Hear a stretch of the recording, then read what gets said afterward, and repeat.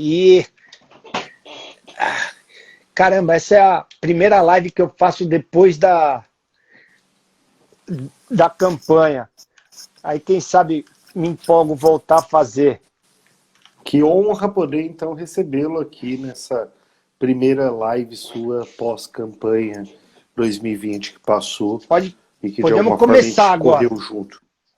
Então vamos para cima. Correu mesmo. É o seguinte, então, Caio Luz e Prosa é a 12ª, acredito eu, edição aí da nossa conversa. É uma honra para a gente recebê-lo e para mim mais do que tudo, porque eu sou um cara que te admiro pra caramba e você sabe disso, a gente vem conversando já há algum tempo. Então eu fico muito, muito, muito contente de estar aqui com você. À medida que for desenrolando a conversa, eu vou tentando mandar os abraços. Como eu disse, caso você queira mandar um abraço para alguém que entre e você acha que deva, fique à vontade na sua fala. E eu vou começar perguntando uma coisa que talvez seja dúvida de muitos. E você, meu amigo Alberto, mas você também é o Turco Louco. E a pergunta é, por que Turco Louco? Porque no final dos anos 80, começo dos anos 90, eu fazia um comercial da minha loja que chamava Surf Combat, e eu jogava a roupa para cima, e meu pai odiava que chamava a gente de Turco Louco. Então, para provocar meu pai, eu falava, o turco ficou louco, estava vendendo barato. É um pouco as referências que eu tenho da época da feira, porque na feira todo mundo gritava, olha aí, Dona Maria, traga a bolsa e a bacia na barraca da economia. Então isso acabou marcando a minha vida, foi uma época gostosa da minha vida. Eu tinha por volta de 12 anos, até os meus 14 anos eu trabalhei na feira, né? Fui feirante de roupa. E aquilo me divertia muito, cara, porque se tinha uma coisa que não tinha na feira era rotina, né? Cada dia era num lugar, você tinha que montar a barraca e desmontar a barraca todo dia, você tinha que vender velho para luto. Então a feira era uma escola, foi uma escola para mim. E, Turco, você fala de feira, cada dia em um lugar, e aí eu ia perguntar para você se essa feira passava pelo Heliópolis, e mais do que isso, perguntar a sua relação com Heliópolis. Eu fui subprefeito do Ipiranga por 1 ano e meio, você participou muito disso, e lidei muito com a região, uma região muito importante da nossa cidade. Eu queria saber, então, um pouco dessa sua relação com Heliópolis, com Ipiranga, e trazendo aí essa questão da feira. Olha, na verdade, eu fui criado basicamente dentro do Heliópolis, porque o Heliópolis existia ali antes de virar Heliópolis, aquilo tudo era campo de futebol, né? E eu jogava num time que chamava Copa Rio, né? Nós tínhamos mais ou menos uns 10 times de futebol ali, aonde hoje é o Heliópolis. Eu acompanhei toda a invasão do Heliópolis, né? Depois toda a virada de bairro. Eu morava na rua Solemar, que era a rua paralela à rua, a rua Estrada das Lágrimas, que é um marco ali do Heliópolis, a Estrada das Lágrimas com o Heliópolis, né? Você tem um divisor quase de águas ali. E, para quem não sabe, perto de São Caetano, hoje é a Sabesp, tinha um lago ali, né, que você pescava, a gente ia tomar banho ali. Era a nossa diversão. Eu diria que ali era o nosso Central Park by Heliópolis, né? A gente se divertia pra caramba, né? E eu fui criado praticamente até eu me casar, né? Que é aos 18 anos, eu vim morar ali até meus 35 anos, mais ou menos, na mesma rua. Minha mãe continua morando lá, então eu tenho uma relação muito próxima com o Heliópolis e tudo que eu vi passar ali, acontecer, toda aquela transformação. Cheguei a participar de invasões, né, que me chamavam ali para ajudar, e eu vi ali o sofrimento das pessoas querendo ter o seu pedaço de terra para construir o seu barraco. Tudo isso eu acompanhei ali no Heliópolis. Eu tenho muito orgulho de tudo que eu aprendi ali, né? Em relação à feira, na feira não tinha feira no Heliópolis, mas tinha na Vila Conde do Pinhal, que era uma rua, que era a feira de quarta-feira. Eu me lembro muito bem. né, que a feira de quarta-feira era ali na Vila Conde do Pinhal, que ficava ali uns 100 metros, 150 metros da Estrada das Lágrimas. Né? E ali a gente tinha, se eu não me engano, né, tem uma igreja ali em São João Clímaco. São João Clímaco tem uma importância também, né, porque o Heliópolis se estendeu até São João Clímaco, e eu me lembro que ali tinha uma regional ou uma escola municipal ali perto da igreja lá de São João Clímaco, né? E a gente tinha, eu estudei no Demóstenes, como chamava aquela escola? Demóstenes Marques na Alencar de Araripe, Manuela Lacerda Vergueiro, né, que é hoje a escola principal ali, principalmente quem mora no Heliópolis estuda no Manuela Lacerda Vergueiro, e depois quem vai para a oitava série e tal, vai estudar lá no CEPAL. Né? Meus irmãos estudaram no CEPAL e eu não saía ali de São João Clímaco, eu adorava ficar ali em São João Clímaco, porque tinha um centrinho ali, né? Eu só não gostava de uma farmácia ali que me dava Bezetacil, que aí doía pra caramba. Né? Que era, putz, eles eram amigos, são amigos da família até hoje. Bacana. Então você conta aí pra gente essa história da sua relação com Heliópolis, com São João Clímaco, e você vira um cara da moda. E aí a pergunta que eu tenho para te fazer, Alberto, por que a moda? Em que momento a moda entra na sua vida e por que ela entra na sua vida? Olha, na verdade, assim, a moda entra na minha vida quando eu construo uma marca, né, que não era 100% brasileira, né? Na época o Brasil detinha aí o direito de registrar marcas estrangeiras, que era a Vision Streetwear, né? Só que eu fazia a minha coleção, eu não copiava nada da marca estrangeira, eu fazia a marca com a minha cara. Né? E aí a gente começou a vestir o Sepultura, porque tem uma capa do disco do Sepultura que o Max pintou na calça dele Vision, e a gente passou a ter uma relação muito forte com o Sepultura, com todos os integrantes do Sepultura, Igor, Max, Paulo e Andréas, né? E aí a gente começa a misturar, fazer uma linha de streetwear que não era só skate, né? Era uma coisa do street mesmo, da rua, do que estava acontecendo na rua. Talvez seja a primeira marca brasileira de streetwear, né? E eu também estou falando isso em torno no final dos anos 80 para os 90. E o gozado que as marcas de moda começaram a olhar para a Vision com outro olhar. Em 95 surge a Cavaleira, né, que era uma parceria minha com o Igor Cavaleira, seguindo um pouco o caminho da Vision Streetwear. Né? Ela era uma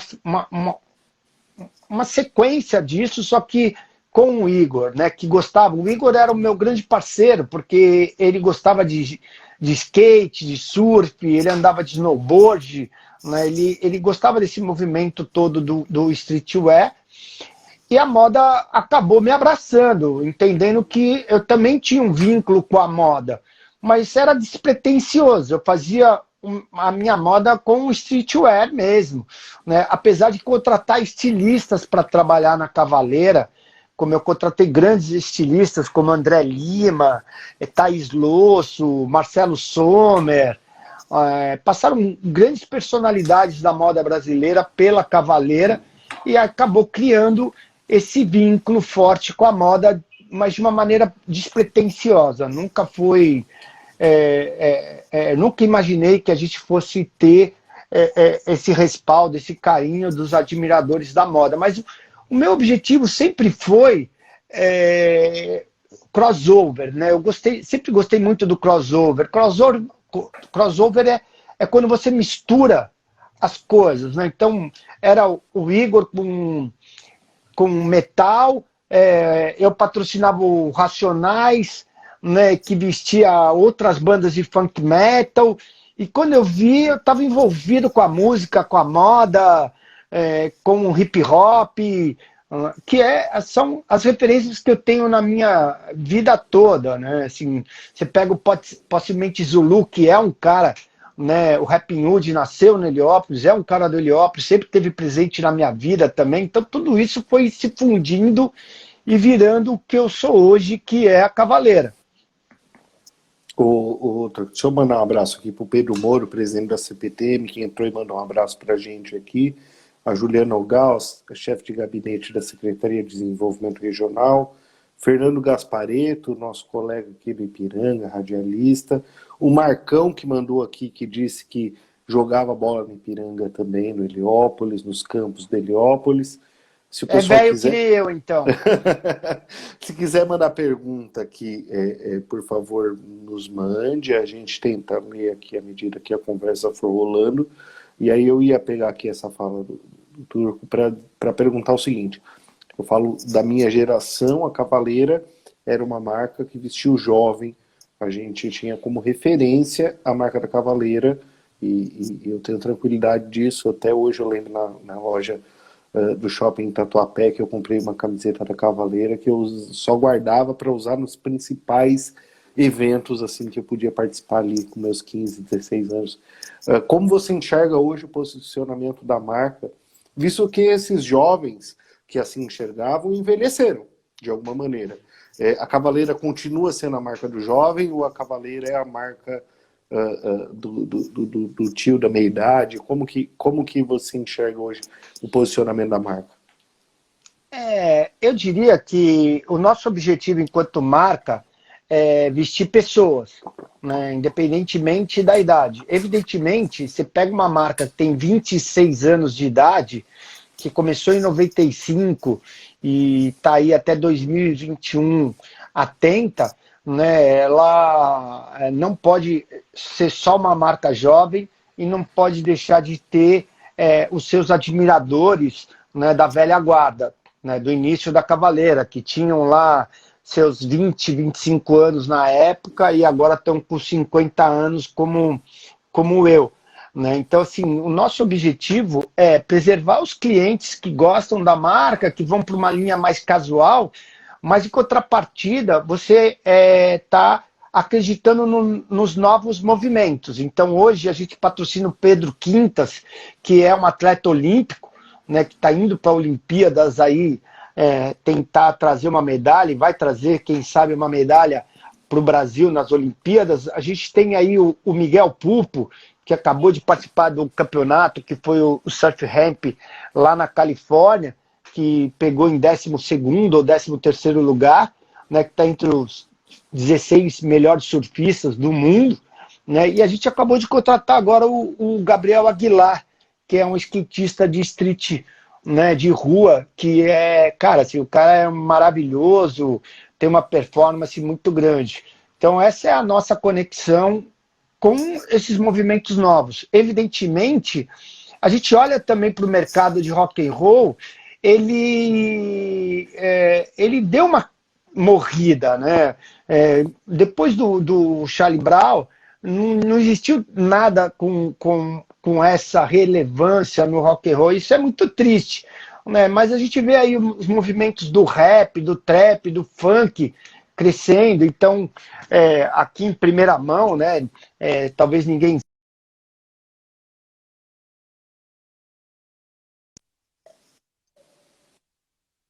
de rap, né, de trap, de funk, junto com o Ed Rock do Racionais. Né? Nós estamos lançando o nosso primeiro artista daqui, no máximo 1 mês, 2 meses. A gente está lançando o nosso primeiro artista e a gente está super feliz de ter essa parceria. Eu nunca quis montar gravadora, produtora, né? Porque eu sempre tive medo de lidar com o artista, né? O artista, para mim, é um ser sagrado, é um ser abençoado e ele é muito sensível. Então, quando você monta uma gravadora, como a gente via na época, eram poucas, hoje existem milhares, a gente sempre via os artistas serem enganados, ludibriados pelas gravadoras. E hoje essa relação ela mudou, né? Você faz o artista... faz um acordo com o artista tem que ler o acordo, ele estando de acordo, fica acordado, né? E aí é o que é válido. Então, a gente acha que também isso vai ajudar a conexão com esse novo movimento da música brasileira, que é muito forte, né? Ele é um movimento que vem das ruas, das comunidades, e que eu gosto bastante. Vamos sair um pouco da moda, depois a gente volta, se nos couber tempo, para dizer que ainda nesses anos 90, pujante aí, de todo esse processo que a gente conversou até aqui, você se elege primeiramente vereador de São Paulo, depois você se elege deputado estadual, e eu vou pedir para você contar um pouco dessa experiência para a gente. Mas antes de falar da experiência em si, eu vou te fazer uma pergunta um pouco provocativa. Eu queria saber o que mudou na política de 94 para cá. Olha, eu acho que mudou a vontade de fazer política, né? Quando você tinha no começo, me lembro que assim, eu nunca gostei muito de política. Eu entrei na política porque eu não gostava de ninguém que estava lá, né? Era uma coisa meio absurda, assim. Você fala, pô, em quem eu vou votar? Não tenho ninguém em quem votar, então eu saio candidato de uma maneira absurda, porque eu queria fazer um show de Sepultura. E o pessoal falou, já que você quer fazer um show de Sepultura e pedir a liberação, vira vereador e faz. Né? Eu falei, vou virar esse negócio aí e vou fazer o show. E eu me lembro que a gente fez um show no Pacaembu, que brincando ali, deviam ter umas 70 mil pessoas. E eu falei, caramba, como que os caras, né, que tem que estar em sintonia com a população não entendem esse movimento? Né? E aí eu resolvi sair vereador em 92, pelo apelido de Turco Louco, porque eu fazia os comerciais, então era um jeito das pessoas já conhecerem, e acreditando em plataformas políticas que ninguém nunca acreditou. Hoje é muito fácil, né, falar de skate, de surf, né, falar de rock, de tudo. Mas imagine em 92 que o skate era proibido, né? O Jânio proibiu na cidade de São Paulo andar de skate. Eu fui tirar skate de delegacia, porque a guarda municipal ou a polícia proibia os caras de andar de skate. Então, pô, cara, assim, eram coisas que a gente achava absurdo. E quando você vê um Ulisses Guimarães falar, você escuta um Mário Covas, né, que são, para mim, as referências de política. Opa, caiu aqui. São as referências de política, né? E aí hoje você vê alguns discursos totalmente equivocados, né? Ideológicos, né? Assim, você se elege por uma fatia da sociedade que você tem que representar, mas você exerce o seu mandato para toda a população. Né? Então, eu me elegi pelo skate, pelo surf, pelo rock, mas eu queria que esses skatistas tivessem uma boa escola, eu queria que esse skatista tivesse um bom transporte público, uma boa rede de saúde. Né? Eu não queria só pista de skate, ou só campeonatos de surf quando eu era deputado. Mas eu queria, sim, que todas essas pessoas tivessem cidadania plena. Né? E brigava muito por isso. Mas brigava nos bastidores, no dia a dia. Né? Às vezes eu interrompia votações porque não existia ali um entendimento e um respeito pelo meu segmento. Né? E eu era a situação. Né? O governo era PSDB e eu atrapalhava o governo PSDB porque o PSDB mesmo não entendia esses movimentos que surgiram no começo dos anos 90. Então, meu primeiro contato com o governador Mário Covas foi uma briga, né? Porque eu cheguei lá... Conta essa história que é super legal. Não, eu cheguei lá, ele me chamou, eu fui o vereador mais votado do PSDB em 96, ele queria me conhecer, eu fui o 10º vereador mais votado do Brasil, e aí eu entrei na sala dele, né, lá no Palácio dos Bandeirantes, ele não olhava na minha cara, ficava assinando, e eu fiquei quieto, esperando ele falar comigo, né? Aí ele falou, fala aí. Eu falei, eu vou falar com você quando você olhar na minha cara, né? Não vou ficar falando com você assinando papel. Né? Ele falou, você só fala de skate, só fala de rock. Eu falei, vou falar o quê com você? Você me ajudou a me eleger? Me apoiou? Me deu voto? Votou em mim? Você não fez nada por mim, cara. Você quer que eu fale o quê? Entendeu? Desculpa, eu não tenho nada para falar com você. Você me chamou. Né? Não fui eu que quis vir aqui. Né? E eu nem sabia direito quem era o Mário Covas naquela época. Né? E aí fui embora. Fui embora meio puto com ele, porque ele estava desrespeitando tudo aquilo que eu acreditava. Aí, certa vez, estava tendo uma reforma, antigamente era a FEBEM, lá no Franco da Rocha, os caras me chamaram e falaram, o governador quer que você vai lá. Eu falei, vou fazer o que lá, né, meu? FEBEM, puta, meu, é um lugar que não é legal de estar, né? Mas o governador te chamou, você não vai? Não, tá bom, vou lá, Franco da Rocha, tá, assisti lá toda a cerimônia, não me senti útil em nada ali, né? Porque não era um lugar que eu acho agradável, né? Você tá numa FEBEM, eu presenciei casos de FEBEM horríveis ali na Imigrantes, né? De pedaços de adolescentes, na verdade foram adolescentes decapitados ali na FEBEM, né? Quando teve uma rebelião na FEBEM. E aí me pediram para eu estar lá e eu não entendia, mas eu fui e fazia parte, né, de como deputado eu tinha que estar presente onde talvez tivesse problemas, né? E aí eu estava andando na frente, o Mário Covas atrás de mim, aí ele me chama, aí me pega, né, põe a cabeça, me dá um gancho, fala, aí moleque, você não me trocou pelo seu eleitorado, ninguém faz isso, todo mundo quando me vê baba o ovo, vende até a mãe.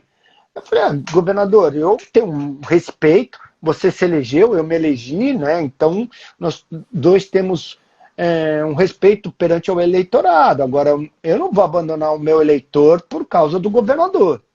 Né? E fiz isso durante a minha trajetória toda. Né? Assim, tenho casos que eu votei contra leis que o governo colocava na Assembleia porque eu achava que não era justo com a população. E quando eu achava que era justo, podia vir qualquer oposição, o PT fazia uma oposição, no meu entendimento, uma oposição burra, né, gananciosa e não verdadeira, né, e não é porque eu não goste do PT que eu gosto do Bolsonaro, eu não gosto dos dois.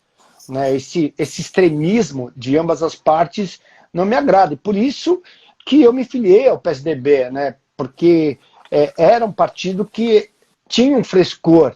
Eu acho que o PSDB envelheceu também, né? Ele tem suas dificuldades, enquanto partido que está tanto tempo no poder, seja na esfera, já foi, né, já ocupou a presidência por 2 mandatos, então isso faz e dá aí a um partido mais visibilidade, mas é o partido que, por enquanto, é o que mais me agrada.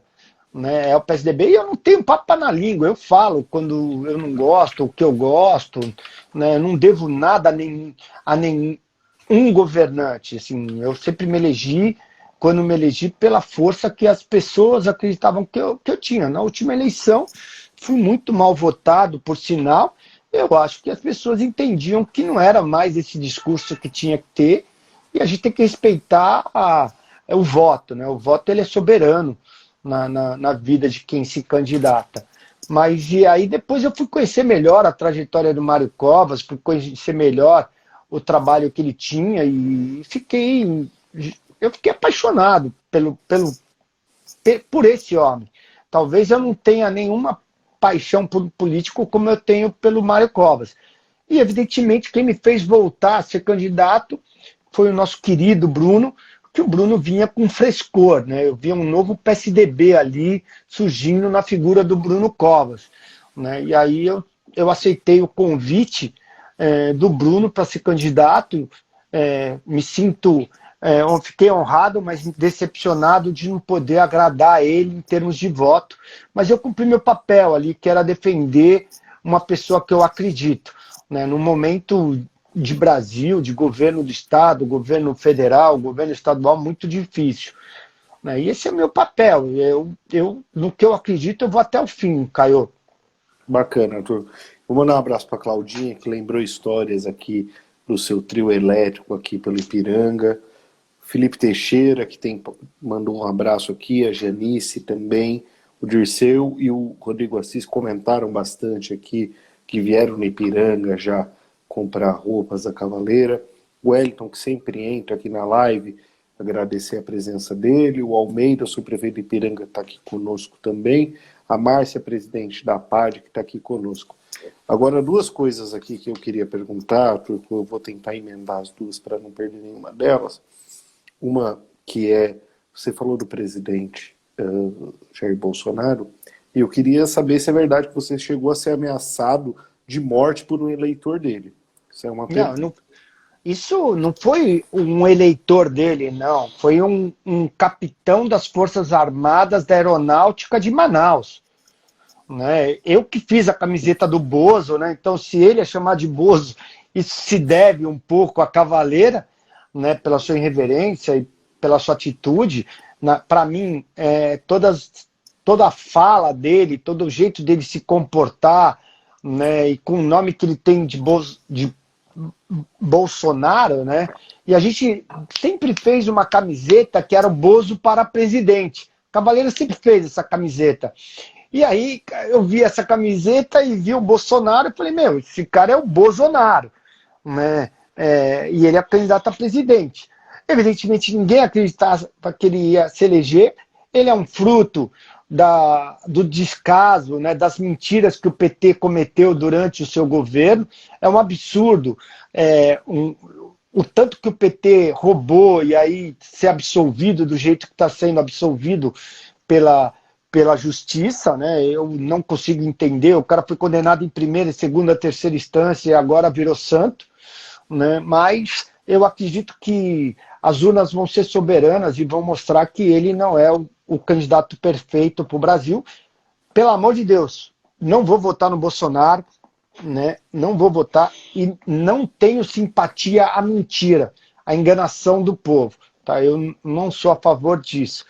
Tá? Então, a gente vai viver um quadro ano que vem muito difícil.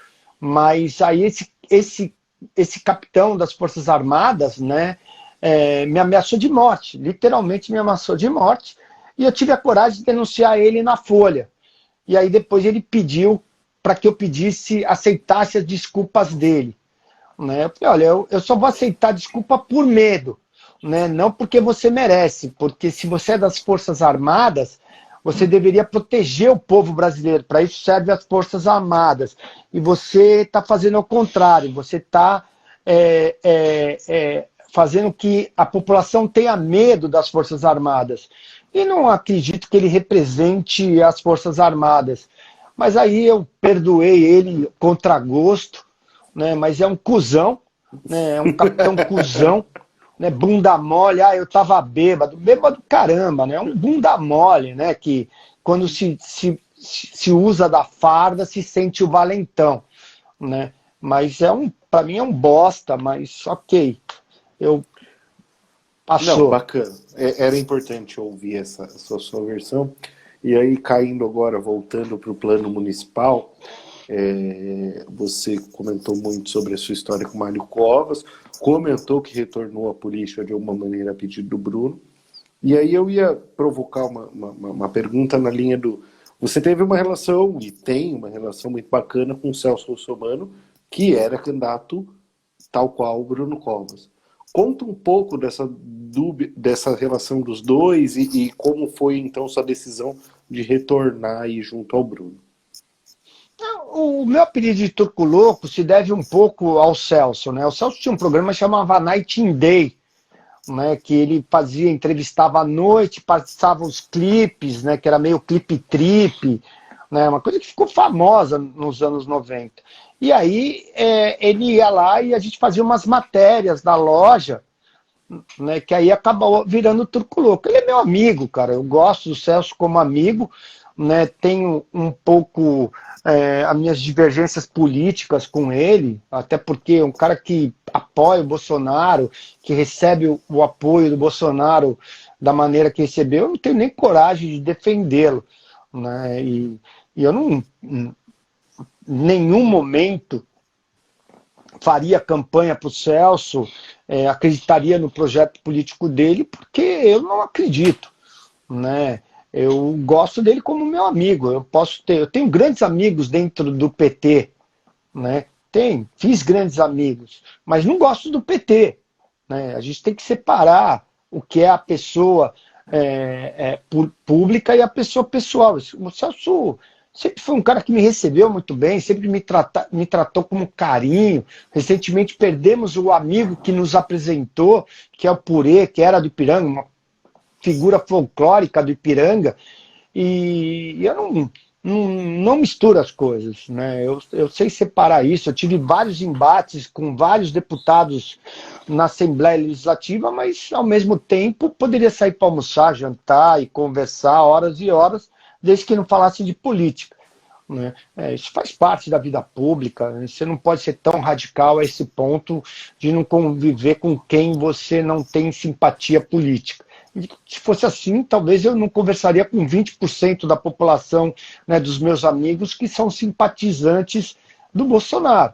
São meus amigos. Não tenho culpa se eles estão mal, né, que a cabeça deles não funciona direito em relação às suas preferências políticas, né? Mas são meus amigos, vão continuar meus amigos independentemente disso. E o Celso é um querido, cara. Eu conheço o Celso, conheço a família, e como pessoa, ele é uma pessoa querida. Bacana.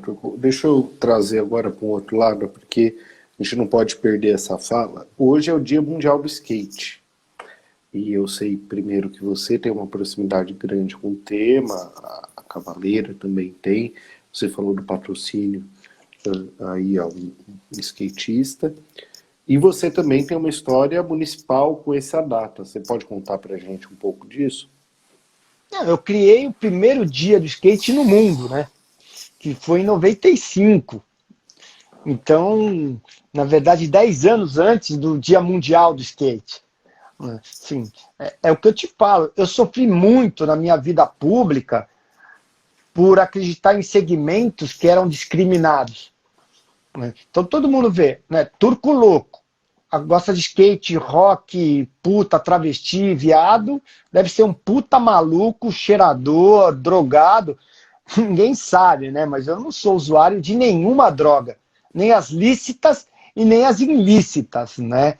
Porque álcool para mim é uma droga, né? Queira ou não vocês acreditarem nisso, ela é considerada uma droga lícita, né? E é muito interessante acompanhar o movimento e a história de por que o cannabis, né? O THC foi proibido e foi considerado uma droga ilícita, né? Isso, quem estudar isso vai ver que foi um senador americano que era contra o álcool. Quando ele perde, né, esse discurso, ele ganha o Ministério da Saúde nos Estados Unidos e encontra na maconha o seu novo discurso, né? Mas isso é uma tese para a gente estar aí conversando longamente, mas eu fui muito discriminado por muita gente, né? Por imprensa, por colegas de trabalho, né? Vereadores, deputados, mas eu nunca deixei de acreditar na minha bandeira,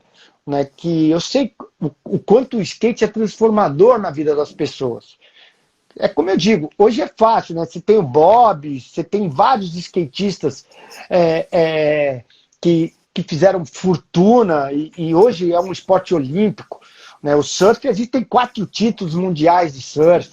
Há 10 anos atrás, os caras não deixavam nenhum brasileiro participar de campeonato. E se a gente for olhar desses 4 títulos mundiais, praticamente todos são de São Paulo.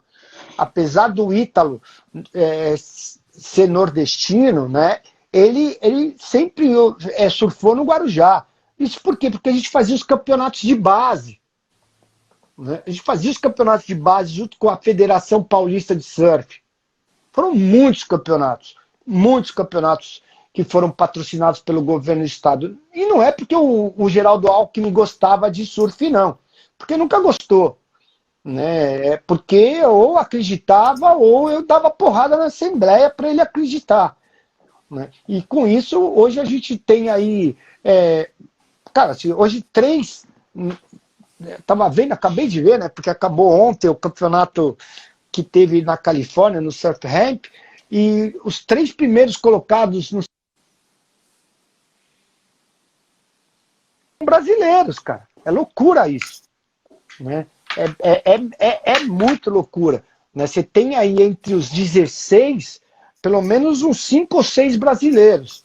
Então isso é mérito de muito investimento no passado, né? E sempre... E para quem não sabe, o Brasil sempre ocupou um segundo lugar nesse mercado. Sempre ocupou. Puta, eu tô aqui, preciso arrumar meu... Né? Sempre ocupou. Né? O Brasil sempre foi o segundo país que mais consumiu artigos de surf e skate no mundo. Né? Pra você ter ideia, no streaming, o Brasil é que mais assiste campeonatos de surf no mundo. Né? Ganha dos Estados Unidos e da Austrália. A Austrália é o esporte número 1 da Austrália. Né? Na Austrália é o esporte número 1. Não é que a Austrália é um paísinho pequeno, a Austrália é um país gigantesco, que eu acho que deve ter aí 150 milhões de habitantes ou 100 milhões, eu não sei a população da Austrália. Né? E o Brasil, ele consegue superar países como esse. Então, sempre foi um esporte que gerou emprego através da sua indústria. Né? Você não vê uma moda da Fórmula 1, você não vê uma música da Fórmula 1, mas você tem o surf music, você tem o surfwear, né? Então a classe política nunca enxergou. E a classe política, ela está, no meu ponto de vista, ela deixa de olhar para isso, para a moda. A indústria têxtil é a segunda indústria que mais emprega no Brasil. Eu tive recentemente com um senador, porque eu sou presidente da Associação Brasileira de Estilistas, e o presidente do Senado, na época, o Alcolumbre, não tinha nem noção do que é a moda, da importância da moda. Então é um absurdo uma economia pujante ser descartada, né? Porque ela não é organizada e não é mobilizada, mas ela é forte. É forte. Sem dúvida. Ela é forte. Né? E aí, azar do nosso setor, que tem lá a BIT, que faz um trabalho maravilhoso à frente do setor, mas que tinha que começar a peitar o governo em relação aos tributos, em relação a tornar a moda um setor mais competitivo internacionalmente. Bacana, Turco. Deixa eu mandar um abraço aí para o Valdemir, que está falando que você foi muito importante no seu mandato para a meninada do skate lá no Itaim Paulista, tá? E o secretário Alexandre Moronese também entrou aqui, mandou um abraço para a gente, secretário das subprefeituras. E aí eu ia falar de um gosto em comum da cultura aí que nós temos, que é o Chico Science, e que aqui no Ipiranga a gente tem a Casa de Cultura Chico Science. Queria falar um pouco da sua relação com isso aí. Cara, eu era amigo do Chico. Né, do Chico Science. Se você olhar a capa do primeiro e único disco dele, ele tá com as minhas roupas, todos eles, que é o Nação Zumbi. A gente não pode também de Chico sem falar de Nação Zumbi. Né? A Nação Perfeito. Zumbi teve uma importância muito grande. E na verdade ali começava o Mangue Beat, né, que era o Mundo Livre. Movimento, isso. Devoto do Ódio, né, que é o Canibal. Aí você tem o Otto, né, que vem desse movimento de Recife, e, cara, assim, aquilo era transformador, né? Você vê o disco do Chico, você fica, o primeiro disco, né, do Chico Science, Nação Zumbi, é uma coisa enlouquecedora. E eu me lembro quando eu recebi a notícia da morte do Chico Science, eu não estava no Brasil, e naquela época se ligava de orelhão, né? Eu me lembro que eu sentei e chorava que nem criança, porque, cara, assim, eu sabia da importância cultural que tinha esse movimento.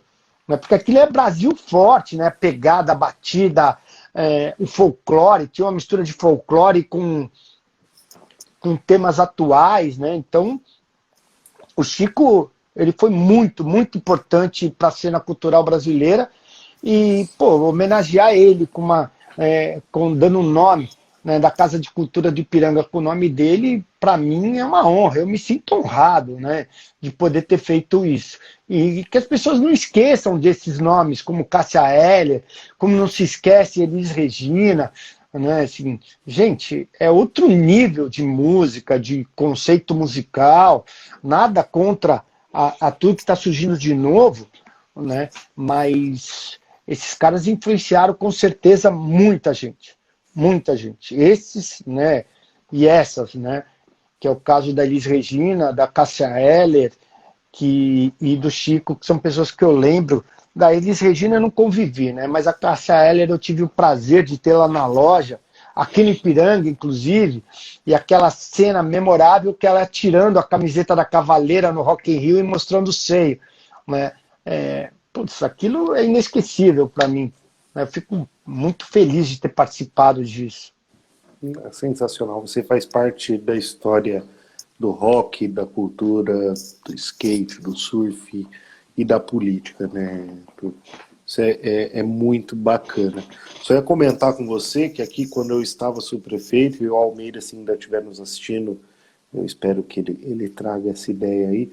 A ideia era conseguir em uma das paredes da Casa de Cultura aqui, Chico Science, grafar o manifesto do Mangue Beat, que é muito importante ali, que dá voz ali a todo aquele movimento que você citou, e eu acho que valeria a gente ter esse manifesto colocado lá. Quem sabe a gente consiga isso aí em algum tempo ainda. Quem sabe a gente faça até junto, viu, Turco? Mas, seguimos aí pro final, então, como eu disse, a hora que a gente chega em 40 minutos, eu sigo para a finalização da conversa. Eu confesso que na minha pauta faltaram itens ainda para a gente discutir, o que me parece um bom sinal. Acho que dá para a gente fazer ainda muitas conversas, e eu não tinha dúvida que assim seria. Então eu vou fazer 4 perguntas para você agora, um pouco mais diretas aí para você nos responder, e aí a gente caminha para o boa noite do fim. A primeira pergunta é o seguinte: qual um projeto de lei, Turco, que você faria hoje, caso estivesse na cadeira? Na verdade, o meu projeto de lei que eu faria hoje, se eu estivesse na cadeira... Eu acho que eu sei, vamos lá. Eu tenho um neto autista. Que bom que você falou disso. Traga isso para a conversa. Eu tenho um neto autista que é minha paixão, né, meu anjo azul, e apesar de ver já algumas conquistas em relação ao autismo, a gente ainda vê muita a classe política não enxergar o autismo como algo que é importante como política pública, né? Eu digo para você porque eu vejo a evolução que o meu neto tem dentro de uma clínica, e o tratamento dele surgiu o efeito que surge, né? E a gente vê muita criança autista que não tem nem diagnóstico, né? E que a mãe não pode muitas vezes nem receber aí um benefício do governo, porque ela não tem o diagnóstico de um psiquiatra, né, de um neuro, que possa fazer com que ela corra atrás desse benefício e tenha aí as condições de ter os... Né, é tão louco isso, porque assim, eu estava num parque de diversão ali no litoral e meu neto queria brincar num brinquedo, né? E aí eu falei pro cara, pô, meu neto é autista, ele pode brincar aí, eu vou comprar a ficha, você pode olhar ele? Ele falou, não, se teu neto é autista, não paga. Né? E às vezes você percebe que tem gente que vê o autista como uma pessoa mal educada. Ele não é mal educado. Quando ele tem os seus estágios de êxtase, que geralmente eles dão uns gritos, tal, porque isso é uma característica do autista. E autismo tem grau, né? Tem graus, né, leve, moderado, severo, e as pessoas têm que entender isso. E não só o autismo, né? Quem tem Down, né? Quem tem algum tipo de deficiência, seja ela qual for, ela tem que ser tratada com muito mais respeito. Porque por trás disso tem uma criança, uma pessoa, um adolescente e uma família. Entendeu? Graças a Deus, eu particularmente nunca presenciei nenhum ato de desrespeito ao meu neto, né? Meu filho, que é o pai dele, que é o Alberto, também são 3 Albertos, ele chama Alberto, meu filho chama Alberto, eu chamo Alberto.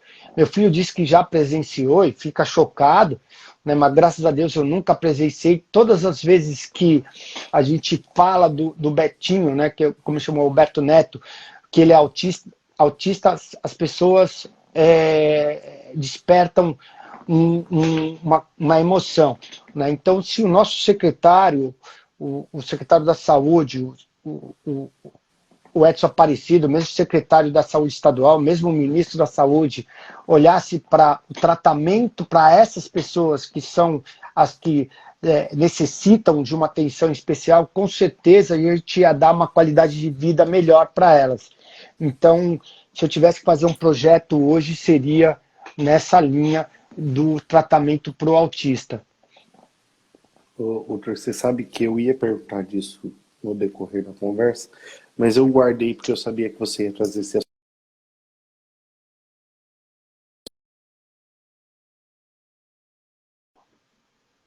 Você tenha trazido então isso para a conversa agora. A Carol, inclusive, falou que tem um sobrinho autista aqui. O Jeff falou que você é o cara, mandou uma pergunta aqui também, Jeff. Eu vou seguir aqui, qualquer coisa a gente faz na próxima sequência. Mas a pergunta é, quem merecia dar nome a uma manobra de skate de tão bacana que é essa pessoa, Arthur? Quem deveria dar nome a uma manobra... Quem merecia dar nome a uma manobra de skate de tão bacana que é essa pessoa?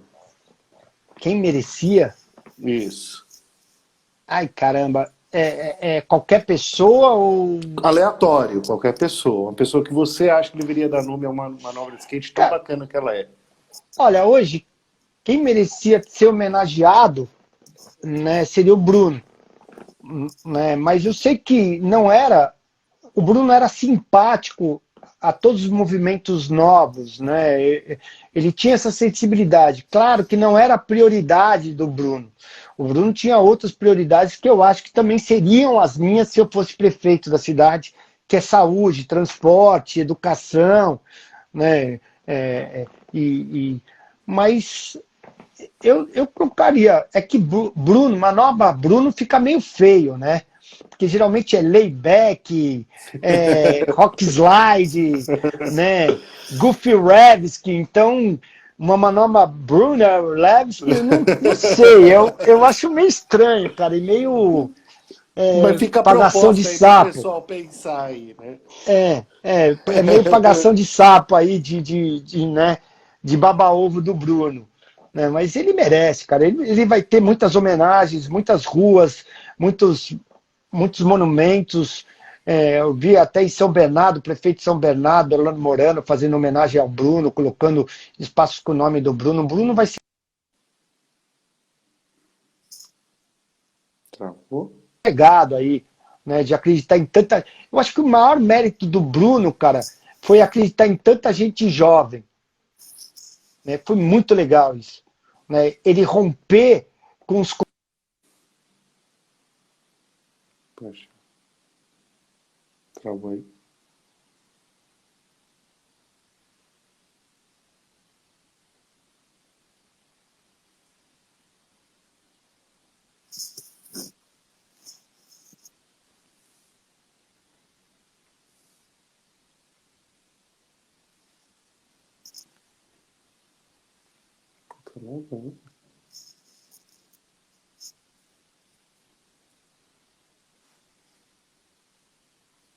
Ele saiu, deixa eu ver se eu consigo nessa mesma chamada procurá-lo para a gente terminar a conversa. Fábio de Cultura Bruno Covas, o Vitor fala. Falta ele terminar essa resposta e 2 perguntas e aí fechamos a live. Deixa eu ver se ele volta aqui.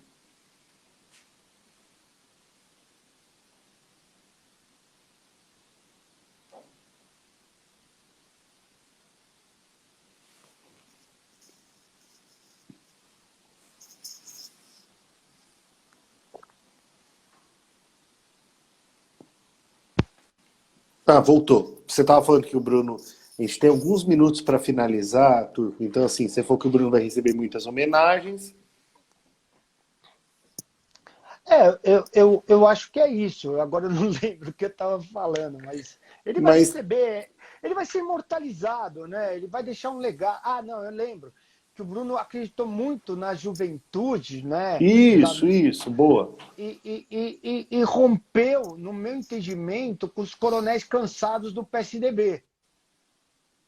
Né? Então, esse foi o grande mérito dele, que, por exemplo, eu não vejo um grande líder do PSDB, que é o Geraldo Alckmin. Né? O Geraldo Alckmin parece que tem prazer em estar com a velha política do PSDB. Não que ela não mereça ser ouvida, né? Mas hoje os anseios da sociedade, né? O estado de São Paulo é um estado que ele é visto pelo mundo inteiro. Então você não pode ter políticas públicas ultrapassadas. Né? E eu Sim. nunca vi isso no Geraldo. E no Bruno eu vi. Acreditar. E vou te falar uma coisa, né? O pior do Geraldo não era ter velhos. Ele pegava jovens que já nasceram velhos para ficar do lado dele. Que é pior ainda. Né? Eu me deparava com várias situações desse jeito, que era aquele cara que já nasceu com 50 anos de idade. E aí causava uma não evolução, né? A gente falou, então, de quem merecia dar nome a uma manobra, e aí eu vou para o outro lado. Quem você se envergonharia de ver vestindo a sua marca, Turco? Os filhos do Bolsonaro. E eles vestem? O Eduardo foi me provocar, sabia? Ele foi na barbearia da Cavaleira e Hum, queria que não queria pagar. Né? Mas eu sei que aquilo foi uma provocação, porque foi logo depois que eles ganharam a eleição, então eles se sentiam os reis, né? Então, na verdade, eu me envergonharia de ver eles usando a minha roupa, porque eu acho aquilo um nojo, toda a família um nojo. Né? bacana. Para fechar, então, Turco, você é um cara muito ligado à música e eu queria saber uma música que você sugere para a gente ouvir aí dessa nova geração, que eu sei que você é um cara sempre muito conectado, para os nossos telespectadores que estão aqui nos acompanhando até agora. O que a gente vai sair daqui agora, desligar e ouvir, por favor? Puta, cara, pelo contrário, sabe que se eu tivesse que dar uma dica, cara, Hum. é, tem uma música da Marisa Monte que eu amo, Ah, né? maldade, vai lá. Eu amo Maldade, várias. né? Não, eu amo Marisa Monte, mas vai. Amar alguém não faz mal a ninguém. Se alguém souber entender isso, né, a música como um todo, eu acho ela muito importante. Né? E é uma Bacana. coisa que me marcou muito. Essa Amar música alguém da marca. Marisa Monte, eu vou ouvir daqui a hora que a gente desligar também. Sugiro que todos ouçam. Realmente essa música é maravilhosa. E assim, a gente está chegando muito no fim, porque o Instagram ele tem um limite de tempo. Eu queria agradecer demais você ter topado esse convite. Eu queria dizer que eu tinha muito mais coisa para falar, porque você tem muita coisa a dizer. E para mim é uma honra ter passado aqui essa 1 hora contigo. E queria pedir que você então desse seu boa noite aí pro pessoal. Caio, eu que te agradeço. Na verdade, eu tive o prazer de te conhecer e virar seu fã. Né? Eu sou um cara que te admiro como pessoa e como homem público, né? Porque eu sei como você conduz a sua vida pública. Né? E é muito legal saber que, seja numa subprefeitura, ou seja, qualquer cargo público que você venha ocupar, você vai ocupar representando bem todo o seu entorno, né? Todas as pessoas que acreditarem em você. Então, eu fico aqui à tua disposição, sempre, tá? A hora que você quiser, tá? E espero que você tenha sucesso aí na sua trajetória, seja ela qual for, Caio. E agradeço a todo mundo. Muita Né? gente entrou aí, foi Agradeço, super legal. agradeço todo mundo aí que escutou eu falar um monte de merda. Eu falo pra caramba. Cara, merecíamos mais umas dúvidas. Esse pessoal aqui agradeceu todo o tempo, comentou todo o tempo, não deu tempo de fazer todas as perguntas, mas eu vou te dizer, foi uma das melhores conversas que a gente teve. Então, um abraço e até a próxima, Turco. Valeu. Valeu. Tchau, tchau. Tchau, tchau.